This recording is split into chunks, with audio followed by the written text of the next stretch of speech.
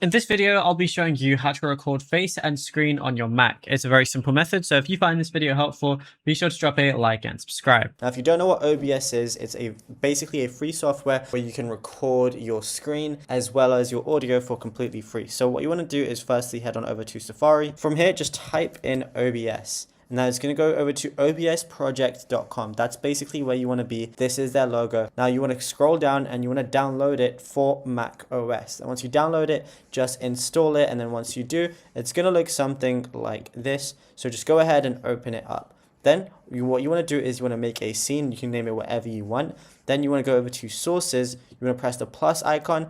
Then you just want to go either to video capture device, but if you want to record your screen, go to Mac OS screen capture. Now, if you want to, also include your audio, press the plus and just go Mac OS audio capture. Now, anything that's being played in the background, like let's say it was a game or any certain application, that's also going to be saved as well. So then if you want to have your mic, as you can see, my mic's being recorded right now. All you want to do is go over to your settings. Then from your settings, go over to the audio tab, which is the 5th option.